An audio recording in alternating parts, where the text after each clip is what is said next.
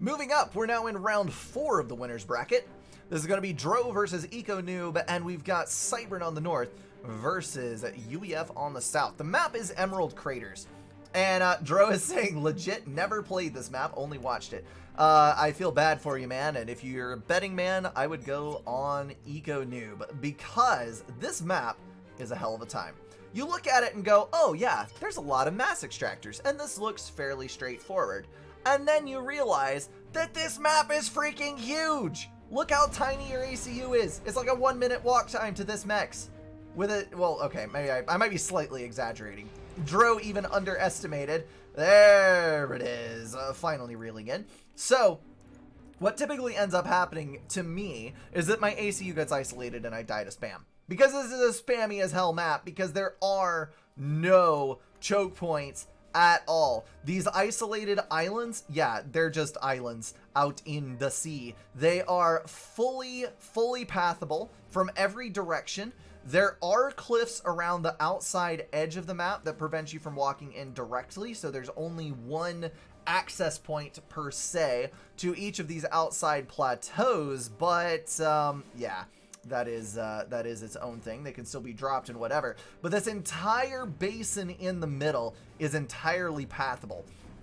So you're going to end up needing a lot of spam to control it, but then you're, well, how do I get the mass for that spam? Well, you have to go out and get the mass extractors, of course. With a transport? Perhaps. With walking engineers? Only if they're very well protected and start extremely early. So we've got an engineer moving out for Noob to get a land factory up in the middle, point defense to guard the 2 mass extractors, radar, yada yada yada, you know the drill. So this entire thing, I just have a hard time wrapping my head around this map and the size of it. So it's going to be interesting to see the differences in approach between Noob, who is apparently fairly well practiced on this, and let's see what the ETA is. Can I get a number, please? Thank you. Okay, so 20 seconds from here to walk end completion. That means that the walk time for this for an engineer is probably around 30 seconds, maybe 35. So I was a little far off. For the ACU, it might be a full minute from the front side of the base to the back mass extractor. Looks like we got a scout moving out to patrol over here and see what is going on. Dro actually making a very good effort here, trying to figure out what his opponent is doing and see units as they're incoming so that he can react with the minimal number of tanks possible. We've got engineers moving out to both sides to grab the mass extractors, but not to build supplemental land factories in the expansions, which I think is incredibly important. And then we've got walking engineers going out to, oh dear, this is a mistake. I don't think he realizes how big this is. If we look at our ETAs here, 43, 103, 122. So 122 to 354. So this is a 2-minute walk for this engineer from here to here. 2 minutes. Holy guacamole. Okay, he should have definitely dispatched an additional engineer. So that's going to hurt him in the short term. We've got an air factory online for Noob. That is an interceptor and a scout moving up to the north, probably in anticipation of a bomber that would inevitably come in this direction. That bomber is probably going to want to go down here to pick off the expansion engineers and then maybe to the south side. It would appear that, yes, Noob is actually prepping a transport with 4 engineers. That's probably going to drop 2 here, 2 here. That'll go, Mex Land Factory Hydro, possibly. I'm not entirely sure. But that will supply both of the expansions with engineers in a very timely fashion. Bomber is moving across the mid. If he's able to pick up this engineer before the point defense goes down, that would actually be a huge pick. And we've got Mantis engaging with the strikers over on this side. That is going to be a prevented run by for sure. ACU moving into the left side expansion for Dro. Looks like possibly the same thing for Noob, but significantly later on in the game. And this bomber was apparently forgotten about. Poor forlorn child. Aww. All that trouble to be built and he didn't even get to do anything. So sad, so sad. So this engineer is, I guarantee you, going to be killed by this tank. 100% positive. Oh no, that's a mech marine. It just looks like a tank because it's moving so slowly all across this gargantuan landscape. This is going to result in most of my game being played zoomed out because this map is freaking huge and I have to see what is going on. But I hope you can understand. So one engineer was dropped down here that is indeed going Mex, Land Factory, Radar, Hydro, Reclaim. And then it looks like the transport is going to drop the other 3 into the northern expansion. So that's going to be a very fast claim on the 4 mass extractors to the right, significantly better off than the left side expansion is going for Dro.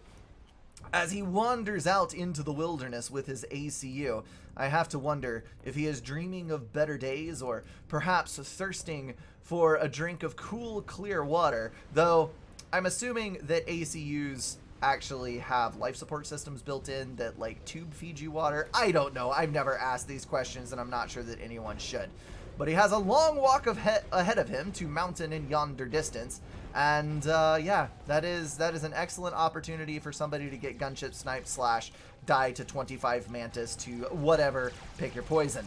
Dro is going to get a successful raid off over on the right though, killed off the engineer, going to kill off some mass extractors. It's going to take a bit of time for anything to react, though there is a bomber headed in that direction. So mayhaps there shall be a bit of assistance on the way. We've got a land factory up in the center, and I totally forgot to check.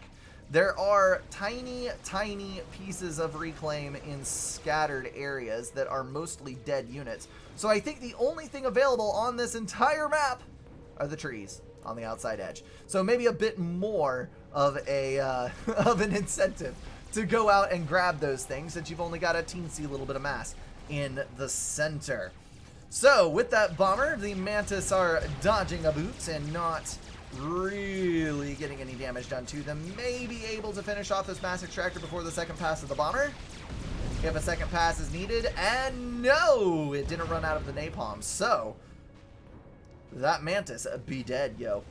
That is the strength of the UAF bomber. That scorching napalm after the fact. The initial damage is not that high. It does the full damage to buildings, of course, because the buildings can't move out of the flames. And it does epic AoE damage to units, but if you're mobile, you can move out of the napalm, and it is not so hard of a thing. We've got multiple land factories dropping on the right side expansion. Noob getting prepped for the T1 spam that will probably end the game. Dro gathering together a vast horde for the Mantis migration. We check in on our mass income. We got 33 mass per tick for Dro, who is honestly expertly managing his income. Then we got 41 and 460 for Noob. So around 20%. 25% more eco, which is nothing insignificant, I assure you. But this is an extremely dangerous position for Dro to be in, just casually wandering about here building his mass extractors before actually getting land factories down. I shudder to think what angst may befall him. The frustrating thing about this map is how slowly it scales. So we are at 8 minutes in the T1 phase with the mass income that would be equivalent to the mass income at about 6 minutes on any other map, with far fewer units on the field, inflicting less damage overall with massive transit times. If we take a look at this, these Mantis moving over here, that is a 1 minute walk time for the fastest T1 tank in the game to get from the edge of the center map to basically in the base. This is a massive map that is incredibly underappreciated. Also, Noob is going to take 6 tanks and totally wipe out an expansion, which Dro honestly cannot afford to lose at the moment. That is going to be bad news for him. I love the fact that a unit got in and killed the engineer over here. T1 bomber did come in and mop it up, but I believe that the transport is, yes, still alive. So that should be able to zoop down here and pick up some engineers to go ahead and drop. Dro is going for ACU, already gave up. Honestly, I do not blame him, but with the sheer quantity of T1 that he has at his disposal, he might actually get away with it. This is usually the way that I die on this map. So this drop is going to contain 4 engineers, and it may just get down. Oh my goodness, it's going to drop in the middle of the factory. Noob's going to lose every single one of those engineers. And now the emergency situation is called. Every tank to the front. We must save the commander. They're all moving over to the left now. We've got a transport dropping 4 more engineers. Oh! He actually got on the ground. Oh my goodness. I can't believe it. Wow. He actually survived. It didn't all die. That is amazing. So he may not have actually given up. He may have just moved over to secure an expansion with the commander on the front line. Very, very interesting. Although, with the amount of T1 bombers now headed over to the left, and the amount of tanks now converging on the left, I really sincerely doubt that he has any chance against the commander whatsoever. But we do have engineers dropped over here. Dro should be able to pick up those mass extractors and negate the advantage, but those same 6 tanks, after a long and trundling journey, have finally moved around the outside edge to take out the other mass extractor. This is just such an extensive amount of time to do anything at all of consequence. More tanks moving in. This is going to be Streaming Mantis versus a block of tanks, but hopefully the ACU makes it up to the front line. We've got 3 T2 mass extractors for Noob, who is now doubling down on his numbers of units, and it looks like Dro is gonna go for a Jester snipe, though he may struggle to protect them a fair bit because he doesn't have as many interceptors as Noob, though he is close. He is going to dive. I'm not sure. He should definitely hold his interceptors to the rear until his Jesters move in. Though his opponent does know now that he has Jesters due to those moving in on some of these other areas. Lost a T1 mechs in the base. Those, oh dear, now he's going to start losing P-Gens. I think that he has indeed given up on doing anything monumental. ACU is still, looks like the Jesters are clumping. Just gotta protect that ACU. And there are T1 anti-air turrets going down in the base. So, Noob is prepped. He's pushing up on 50% eco bonus. He's got the map control. He's raiding the base. I think unless Dro gets exceptionally lucky with a snipe here, he is not going to be able to pull this off. He's going to push with his ACU up towards the base. The number of units continues to grow stronger over there. If he brought in the entire clump from the middle, he might actually stand a chance here. This is not a completely foregone conclusion. Jesters are moving around the back now. Interceptors returning to the front edge of the base as they continue to increase in number. We're going to see those move into the back here. And T1 point defense are now being built all through the base in an effort to secure it versus the oncoming units and deny that ACU. So there are some tank movements there. Dro is in a very bad position here. He's on the front line. He's very exposed. He has inferior air control. And he's not really applying his Jesters in a super great fashion. I'm not sure what he's hoping to accomplish. Oh my goodness, he just drew off the entire Air Force. Are you actually going to be able to pull this off, you lucky son of a gun? A gun upgrade would honestly make a huge difference at this point. I'm just not sure that he would be able to field it. Got more interceptors coming. Not more interceptors, more Jesters. That is a lot of assistance on that factory. That is so much mass. So much mass sunk into Jesters. Honestly, if he just went interceptor production now, he could use the Jesters to re-secure control of the land. Like, that's kind of a bad use for Jesters, but there's virtually no anti-air. There's literally no anti-air in all of these units, and Jesters can move around so quickly and efficiently.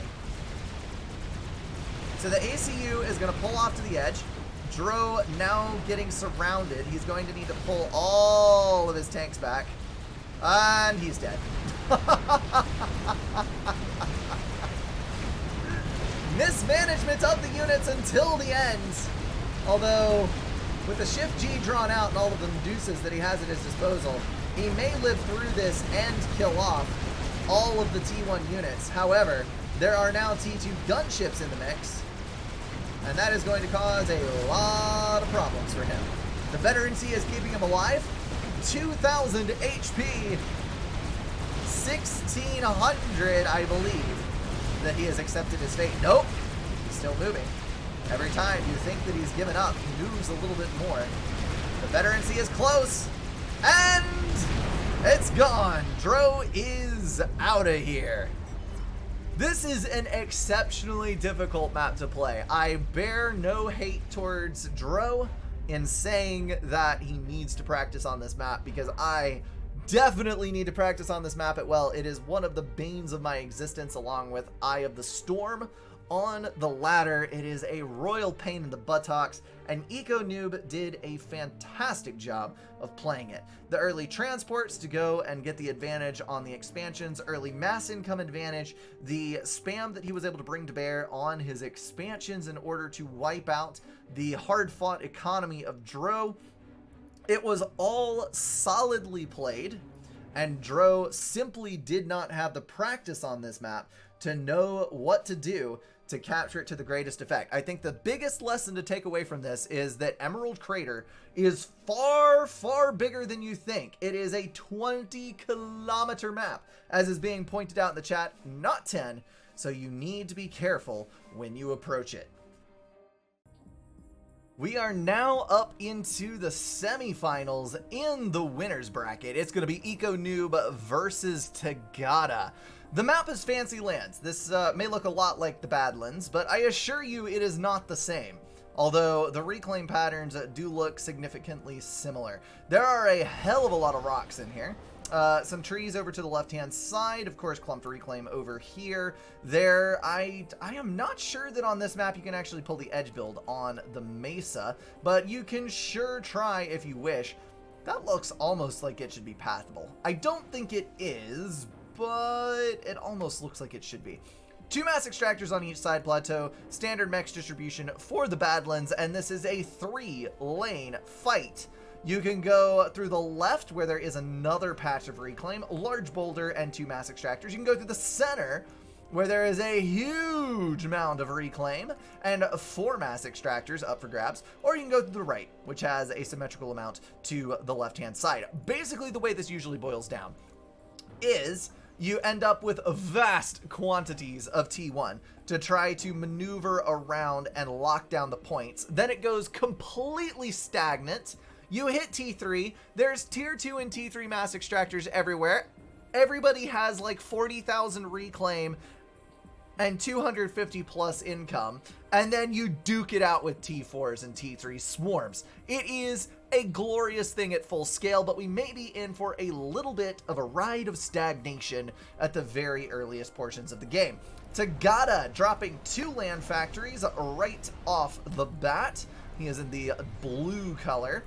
This is a symmetrical UEF matchup, BT dubs, and he has gone for 4 T1 energy, 4 T1 power generators, oddly enough. Though, he did get the Hydro up early with his first 2 engineers out of the factory, then an additional, and rolling into an air factory. So, all in all, this build should work fine.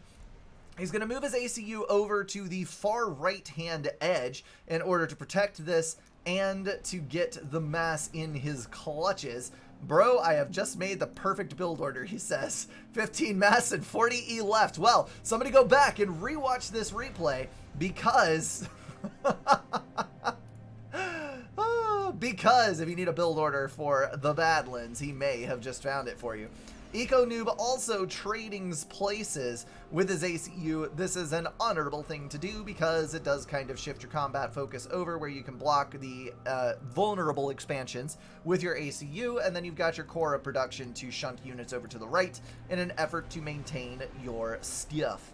So there's a single engineer assisting with the build of 4 mass extractors, a radar, and a land factory on the right. I would not at all be surprised if engineers were to move over to assist this at some point in the near future. We do have an air factory for both players, and then we're going to want to see some dedicated reclaim factories later on. Now again, usually there's a lot of T1 spam, so we're seeing T1 units out and about all over the place, but it would not surprise me at all if this goes entirely stagnant within the first 10 minutes. So we're going to see where they poke and they prod and they bite and they snatch mass extractors away from each other, but overall I don't expect the early game to have much to do with what happens in the late game. ACU is going to claim those. We've got 2 tanks and a land scout moving around the back edge. That is going to pick up this this engineer over here, possibly that one. If the radar picks it up, that land scout may get it on radar, and if that is the case, those tanks may be diverted over and pick up the hapless son of Italy. But we cannot assume that such is the case. It will pick up the other for sure, though, and prevent the expansion into the rear, at least for the time being.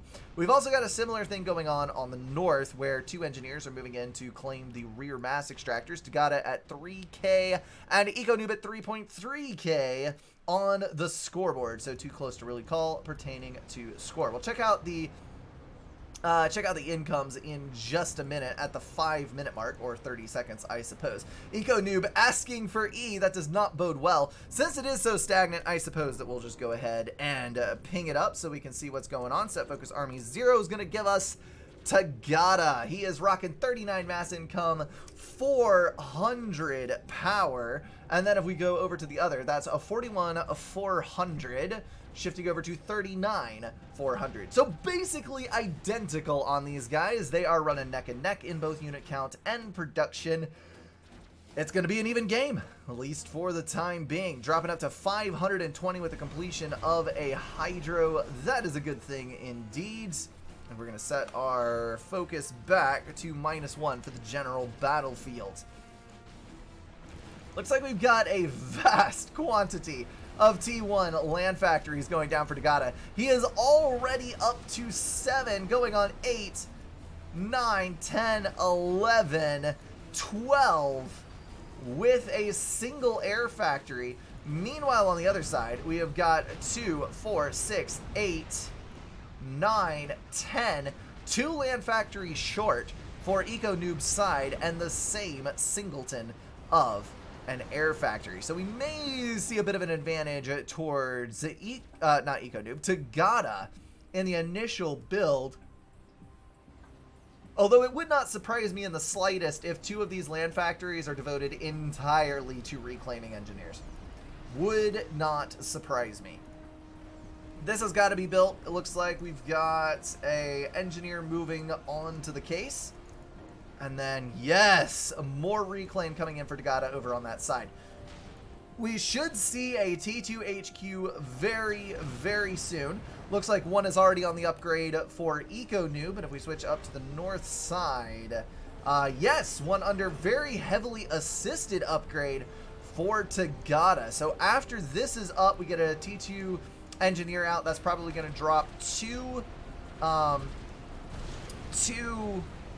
tac defense. Sorry, totally mentally blanked on that.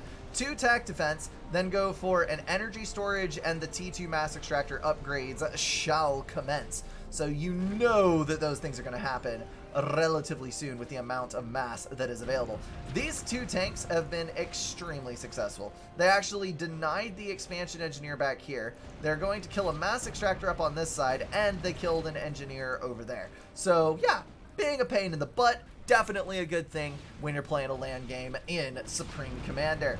EcoNoob is going to run up here and attempt to build a T1 point defense. That is definitely an ACU on autopilot. I would not have considered building a point defense there, but I guess since he's building it on the top of the hill, it is going to have a clean firing solution on everything in the immediate area. So not exactly a bad choice to go after. Kudos to him on that. And he's going to be getting engineers up to go ahead and take the mass. He has been snatching the mass as quickly as he can get his grubby mitts on it over on the right, but an excellent push from Tagada will wipe those engineers out, forcing him to reissue the command. Also, he's going to have to wait a minute, shunt some units off to the right in order to deal with that. ACU is moving up to make the situation more dire. We've got more T1 land factories going down with heavily assisted tank building as EcoNoob struggles to recoup this land loss in the middle. He is going to have a little bit of a tough time dealing with it. Lost a radar, may lose a mass extractor, definitely will lose a mass extractor,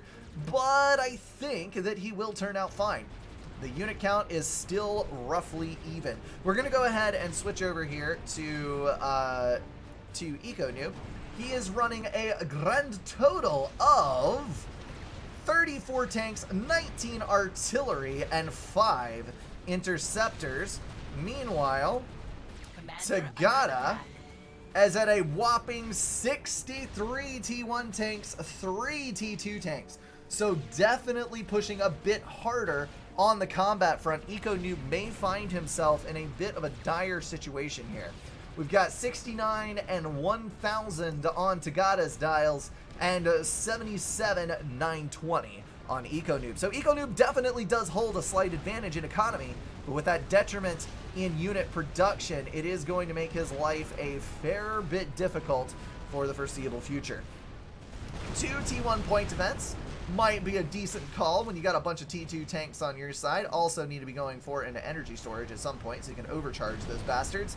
Looks like the T2 is under heavy assistance right now, building Sparkies, a lovely UE. Wow, camera, can you like cooperate with me here? The Sparkies are excellent because they basically pack in a T1 tank into a T2 combat engineer, so they can reclaim, they can fight it out. They're quite self-sufficient little sons of guns, and they do very well for themselves. So yeah, that's going to move up to the front. It's going to build a triad. It's going to cover all this reclaim that can be sucked up later, and hopefully do a good job of securing the middle. Oddly enough, we've got a T2 engineer, just a normal kind, building a triad on the north. So minimalistic amount of point defense going down in order to defend these access points. T2 point defense, of course, does hold an advantage over T1 in its range and that slight amount of AoE. Ooh. Transport might not be worth losing all of your interceptors there, son. Noob, you might want to reconsider such decision-making in the future. That's going to leave 1 on each team's control, though it looks like Noob is not going to forfeit his chance at this plateau. So he's going to drop 2 engineers there. Unfortunately, Tagada is going to have the reflexes to see that and issue the order. That is going to be a reclaim on the engineer, securing the plateau for Tagada. And then we've got a gun upgrade started. So T2 on the left side ACU, gun upgrade on the right side ACU. This is the absolute division of the 2 strategies. Tagada is going for more combat units, the aggressive ACU, and is positioning for a push into the core base, whereas Noob is going for ACU upgrades, greater economic investment, and issuing for more support factories of the higher tier. So the delay in this may afford him the advantage later on, but he's going to have to survive this gun commander for the next 5 to 6 minutes for it to actually be worth it. Looks like on the north, I was completely wrong about the very early tac defense, but there is tac defense going down right now as we speak. That is a total of 3 support factories, all of which are paused, and an assisted T2 HQ, probably some power problems. We see another T2 P-Gen going down in the back, though it may just be a lack of queuing and or Tagada pausing things in order to finish the gun upgrade significantly more quickly. We've also got a T2 HQ, not HQ, support on the right, but if we total up the numbers, let's go ahead and take a little dive into the player statistics again. Tagada is at 95, 14, 20. Let me actually do this. 95, 14, 20, 93, 13, 60. So neck and neck in that regard. Meanwhile, the unit count is sitting at 69 T1 tanks. We're going to say 100 T1 coupled with 41 T2 tanks plus a gun commander. So 141. And then on the other side, we have got 50 plus 33 plus 16. So he's running, I would say, about half the total combat potential of his opponent. That is a dangerous position to be in by any count. I am not sure why Tagada has not made a very hard push already. And Noob, for having built so many fewer combat units, is honestly not in a better position. This is very confusing to look at because he should be vastly superior on his economy. We do have, though, a tack launcher, and that is going to go and skirt the TMD, which has not yet been completed on the right, and that is going to go after, oh, he was going to go for the T2 mass extractor, but the T2 support factory blocked that tack missile. Now, losing out on a bit of build power is not necessarily bad. I think that overall, Tagada kind of got away with that scot-free.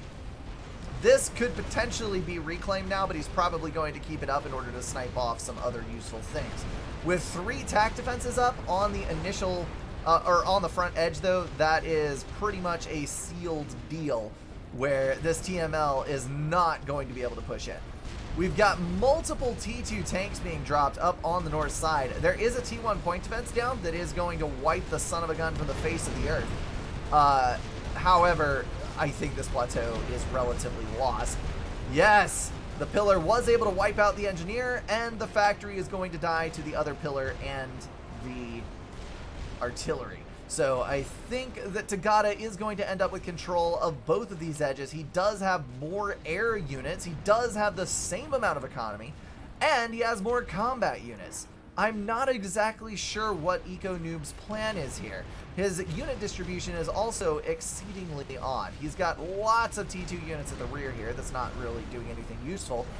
We are, though, going to see a T3 push. Let's take a look at the north. T3 is already on the field. Looks like Titans are being rolled. That is an excellent choice versus T1 and T2 units. Of course, once T3 hits the field, Percival's rule all. Suck it, you other T3 land units. But for the time being, Titans have a much faster response time with their higher movement speed. They've got a better firing pattern, more evenly distributing their damage. Sorry, that was a strange emphasis on the wrong syllable.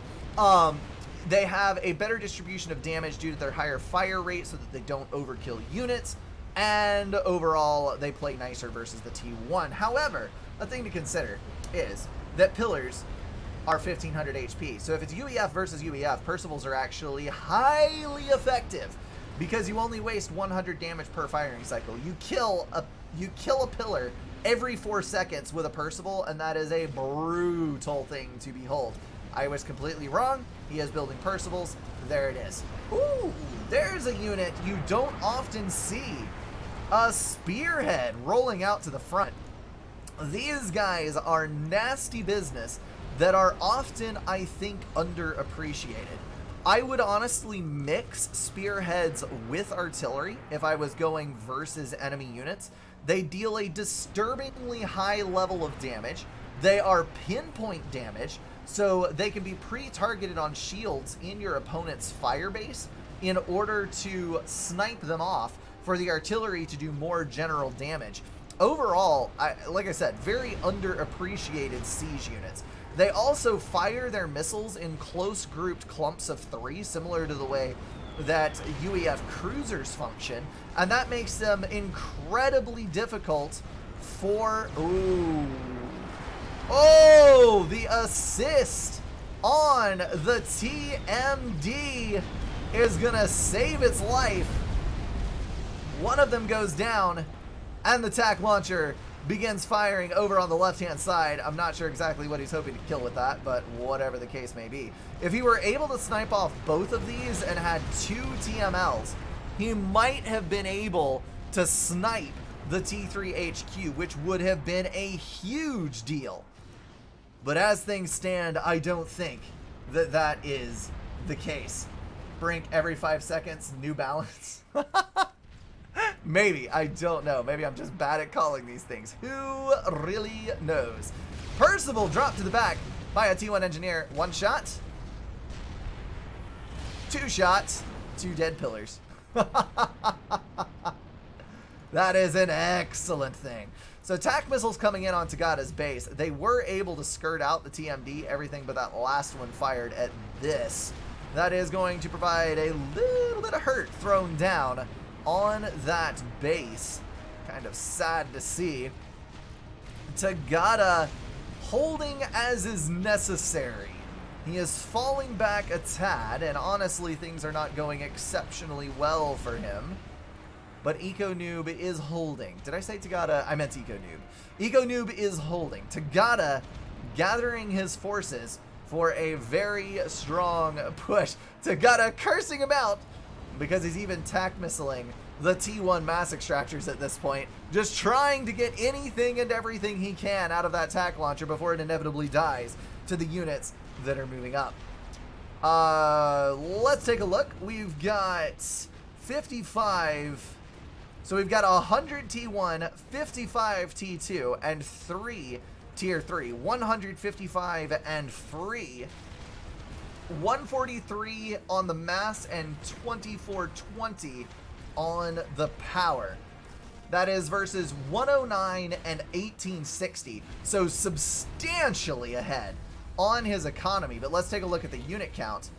That is going to be 140 versus 100, and then 56 versus in the 40s with 2 additional Percivals. So the combat numbers have gotten closer. Tagada is not leading by as much, but he is still leading by a significant margin on the combat capabilities. However, we are starting to see a fairly large discrepancy in the mass incomes that is giving Tagada an advantage. And as the game goes on, if that income advantage grows, we're going to end up seeing a fat boy on this side with many, many more Percivals, and Tagada is not going to be able to keep step. Yeah, spearheads do not have a use outside of firebase cracking. They are fairly useless as far as anti-unit goes, whereas T3 artillery are exceptionally good versus large land forces, often dealing more total damage than your direct fire units on the approach. So T3 artillery is essential to mix in to your combat presence, especially if you're Aeon, because they can fire on the move. And it looks like another attempt is being made with the pillars. T1 point defense is going to hurt it bad, but a couple of mass extractors are going to go down. Over on the right, though, the reverse is happening with a massive horde of pillars being airdropped by transports that are now falling out of the skies. There is a mobile shield. There are multiple T1 point defense. I don't know that this quantity of pillars is going to be enough. It's going to be close, but it's going to cause a commotion no matter what. Many Percivals now lining up on the front. Looks like Tagada does have T2 and gun capable of overcharging a couple of Percies at least on the front edge. There are no Percivals in this army, and there are 7 Percivals on the other side, with more coming up from the back. So this is actually where Tagada will start faltering. We've got a handful of Percivals moving in over here, but that is 3 less than the number already on the front, 4 less, 5 less than the numbers coming up from reserve. Tagada needs to be very careful with his ACU here, because if he gets too close, he could be focus fired and dealt with in 2 firing cycles of the Percivals. However, he needs to keep his ACU near the front because he has to have the overcharge potential to have any chance at deflecting these units. Also notice that he has now diverted the majority of his forces to the center, and now there's a T2 push coming on the left-hand side. This is leaving him drastically exposed. He does have a handful of units to fight with over here that may be enough, but Noob is going to make great strides in recovering territory in the next minute or so. You'll see that the T1 and T2 are on the side with the ACU as a buffer, and the Percivals are trying to kite out as much as possible.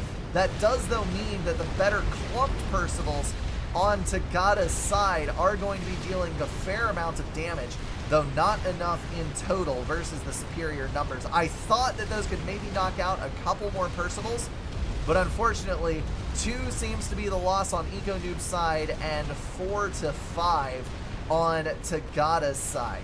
So more Percivals left to front the next line of attack, And now Tagada has lost an entire expansion over on the left side as he struggles to hold with only a pair of Percivals to his name.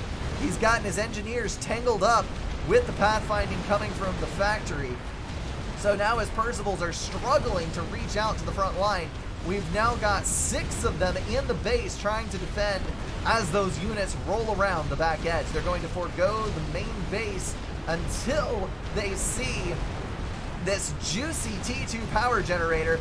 Massive Percival strikes coming in, wrecking those pillars, but unfortunately that T2 power generator is going to go down, taking with it the shield generator here. But the Percivals are going to be able to push up and clear that out.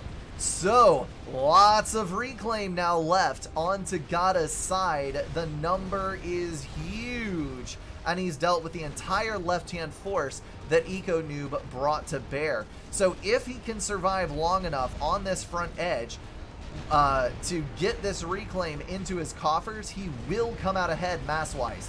But he has to survive, and that is the difficulty. T2 engineers desperately trying to get the power rebuilt.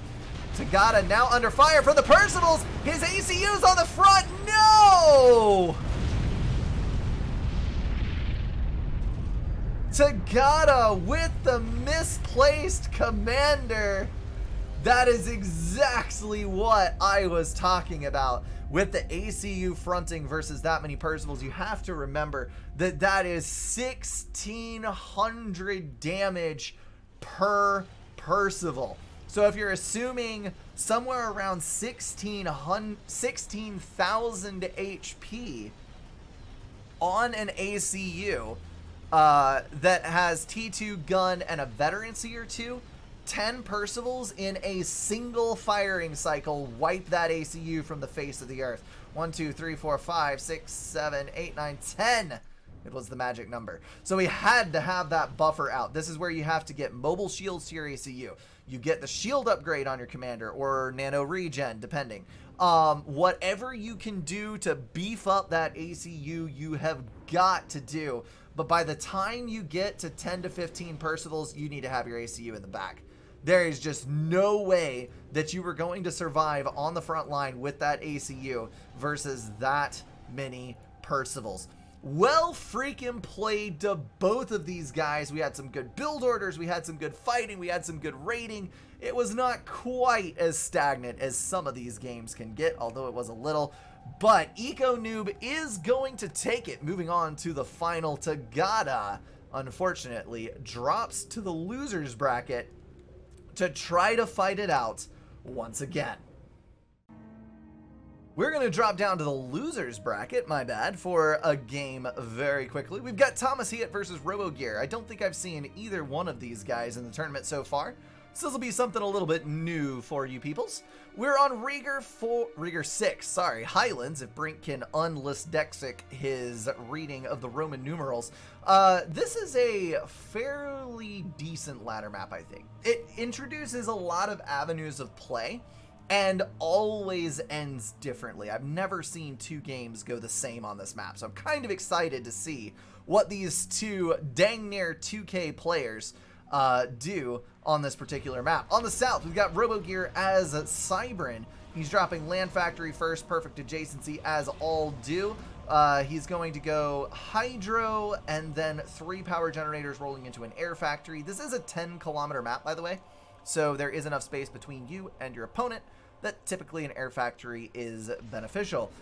Then we've got, on Thomas's side, he is Aeon. He is going to drop a land factory, a Hydro. Looks like the same assortment of power generators rolling into an air factory second, I believe. Why can I not see your build queue? Because the build queue is on the engineer. So the engineer is actually queued for second land, third air with the assistance of the ACU on the build. And this is where you've really got to set yourselves aside on, or set yourself apart on Rieger 6. The reclaim in the back here is critical to your build. You've got a lot of manual reclaim you can pick up over this way, boulders over here, and then on the outside edge, I think there's one more. I might be mistaken. Right there. That is the one I was looking for. So if you pick up all that mass, you should be able to get a fairly decent amount of land spam up at the onset, and then you've just got to expand. There's a lot of mass extractors. This game maps techs very quickly, and then you've got to get your ACU out to one of the expansions, usually this one for the north side and this one for the south. An additional note, there are wrecks out here to reclaim. It is 42 mass on the T1 units and then 267 on the T2 transport. So all in all, about 400, 500 mass, 500 mass-ish. Excellent. And then on the north side, wait, is this imbalanced? 45, 267, 42, 267. Oh my goodness, Rieger 6 imbal. Someone call the police. No, it's actually not by that much. It's like 10 mass difference or something like that. But I didn't realize before that the wreckages were actually a different value. Aeon is going to hold a distinct advantage here because Aeon tanks can navigate the waterways. Normally, this is a choke leading up to the center. This is a choke. And then you've got to exert control through this side over to the right in order to actually push anything on the right. And your ACU will typically move across here, build this, get a land factory down, move up, grab this, and be your defensive position. Ooh, this is going to be a nasty bomber right here. Engineer moving to attempt to dodge, but it is not quick enough. Cybran bombers dealing their damage up front as opposed to the napalm on the UEF that deals damage over time. So if that bomber touches the engineer, it will typically kill it. ACU is going to move up to the front instead in a fairly odd departure from the norm. And it looks like Robo Gear is going to shift his AC2 over to the left as per usual. Now, some of this could be influenced by the fact that tanks can cross the water. You may not need your ACU over to the right if your tanks can do the cover job for you. So that is an interesting thing to think about, where the Aeon meta might shift due to the shift in pathfinding. But what is more interesting is the fact that Thomas Hitt has managed to get an engineer all the way into the opposing reclaim on this side and has a tank on the other edge. So he's going to get this tasty bit of mass, reclaiming for as long as he possibly can versus the incoming tanks that are going to try to sweep that engineer out of existence. He's going, he's booking it, he's trying. Here comes the Mantis. And 3 more wrecks. There's one. Oh, just bit into the second to the last one. And that's, as they say, is that. So the engineer on the right-hand side has been gotten, which means that this reclaim will be available to Thomas Hitt later on in the game. I'm actually going to bump the speed by 1 on this so that we can bump up through the tourney a little bit faster, because I believe this game has been running for quite some time. ACU moving up through the center is going to be able to deny any unit movement through the center pass for as long as the T1 numbers remain relatively low. T1 bomber is wreaking some havoc over on the right. I highly approve of a strong air build versus Aeon. You've got to remember how fragile their T1 tanks are. They just fold under the slightest bit of pressure from the air. So if you're able to get air control at any point in the game and build bombers, or if you can just invest more heavily into air, T1 bombers are incredibly mass efficient versus Aeon forces. It's one of the best things that you can do for yourselves versus the paperweight tanks that are on the other edge. Thomas Hitt, I would not be surprised if he goes for the double gun upgrade, because the double gun upgrade on Aeon is just absolutely stupidly strong. That was a ghetto gunship, and that was a crash and burn. Now, there was one guy that escaped from that, oddly enough, and he is going to run to join his fellows on the front. But it's kind of one of those, I don't know, maybe 1 in 20 transport, something like that. A unit survives in the falling of the transport, and it's a funny thing to see. It really is.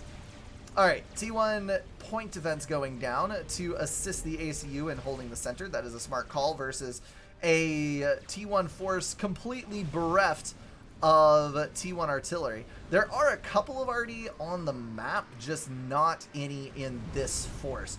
though the ACU does not appear able to finish. Oh, the units moved up, but they did not close.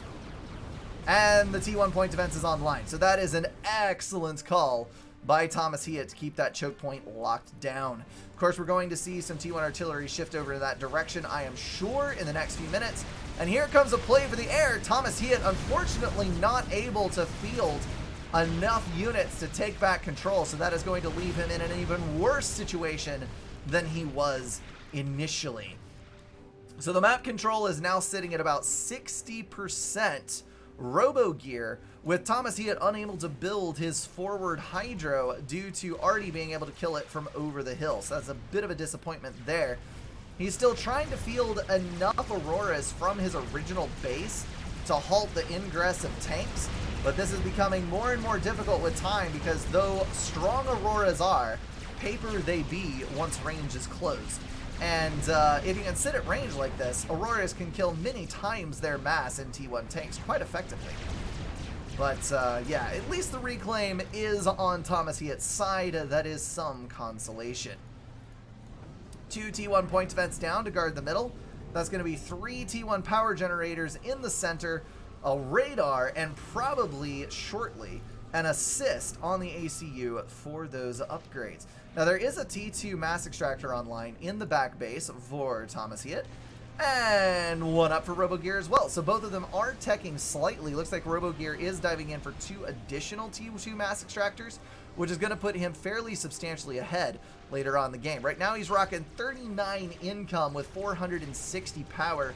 Very good stuff versus 33 on 360. So Thomas fairly far behind on this and kind of failing on his Aurora micro to a great degree over here. He keeps consistently losing large groups of tanks, and those tanks are not cheap to replace. Even less cheap is the advantage that you're giving to, well, that might be a bad turn of phrase. Oh, the T1 bomber's in again, barely killing any units, fortunately.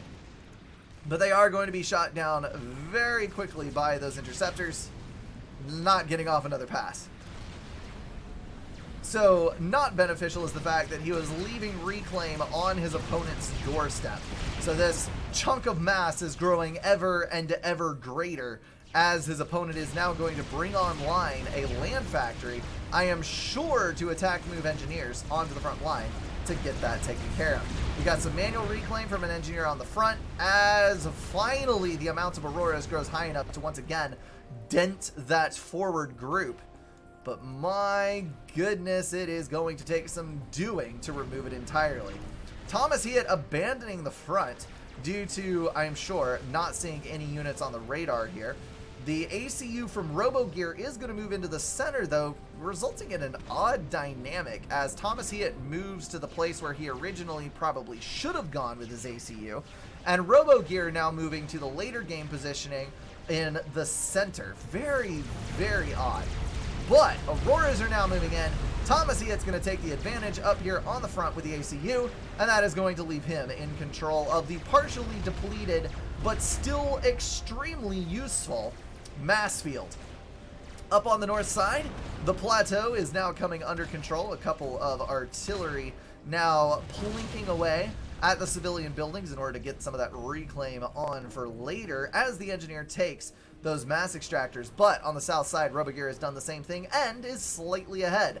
So, yep, both of these guys trading close to blow for blow with a slight advantage towards RoboGear. Now, since RoboGear has finished his additional T2 mass extractors, he's about to get another one online, bumping his income up to, wow, 63 on that one. Okay.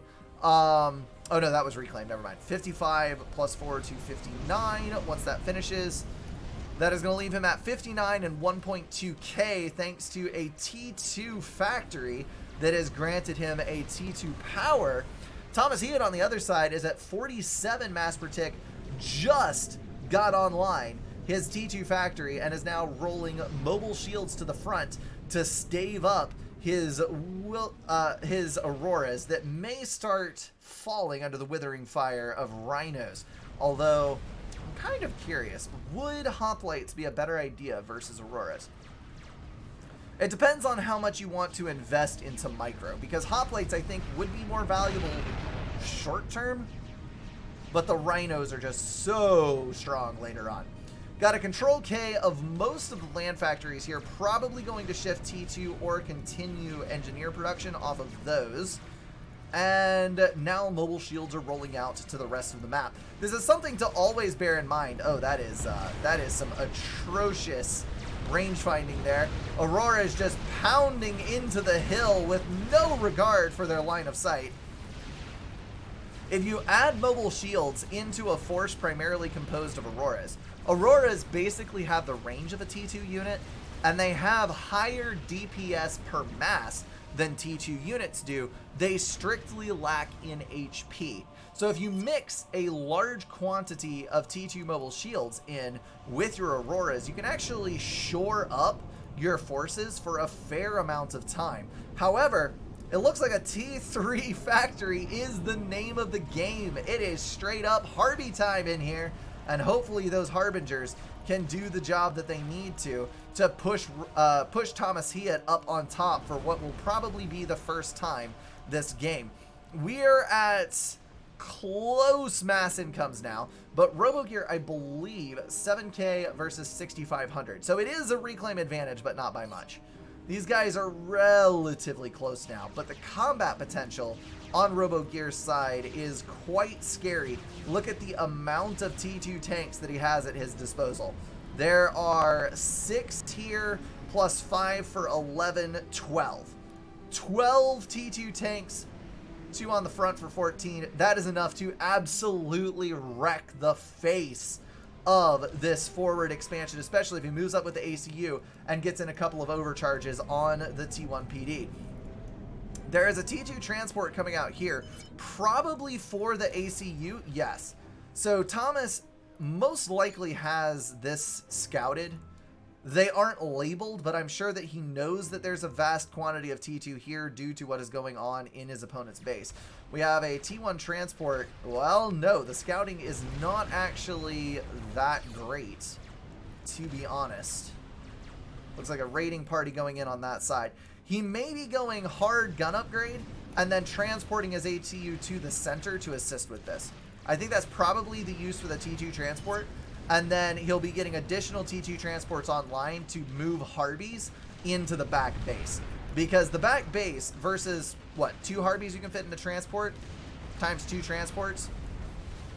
If he can drop 4 Harbies in the rear, he can utterly demolish the homeland of his opponent. And it is just going to be no contest.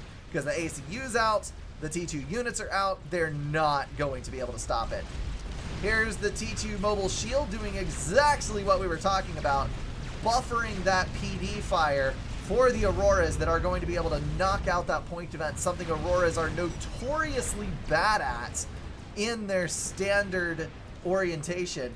That is so good to see. Auroras die hilariously to T1 point events. I know that I have cited this before, but there has been a game that I have observed before where a T1 point events had well over 50 kills versus a wave of Auroras that came in because OP wall sections and low HP Auroras. It is beautiful. So we've got the T2 transports online. They are sitting in the back for now. It looks like the ACU is going to move up to the front. That is a T2 commander probably going to drop Cerberus turrets in an effort to maneuver into this base. If he can get Cerberus turrets down relatively close to deal some damage, he can start eliminating some of the eco for Thomas Hiet, who is now actually higher in mass income than his opponent is, oddly enough. So we got 3 T2 mass extractors in the back, 2 T2s with a third upgrading. That plateau mass extractor is upgraded with 4 T2s on that edge. This is going to be a hard-fought battle.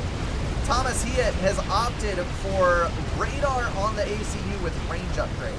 So what that means is that he doesn't get the double DPS from the power upgrade, but he gets Omni coverage. We can take a look at his view radius here.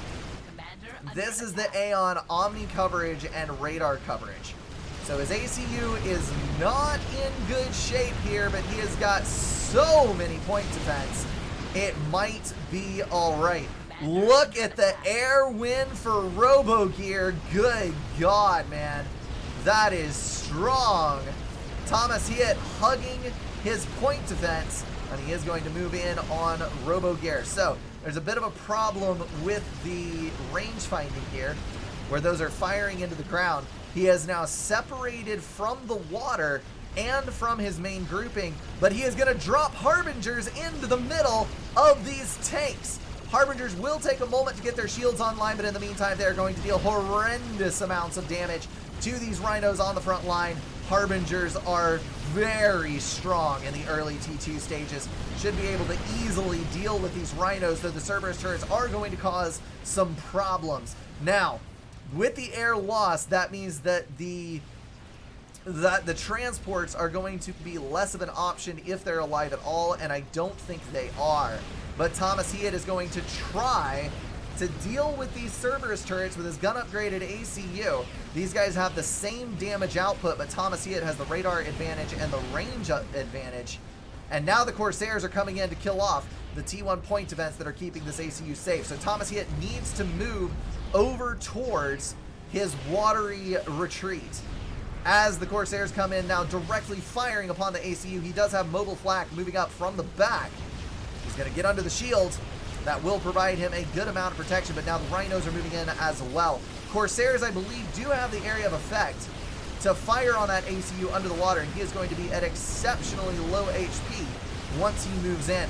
Thankfully, though, Hover Flak can stay on top of the water, away from the firing of the ACU and the tanks.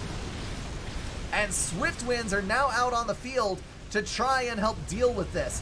So the flak is just going to murder this T1 air that is now hovering over it.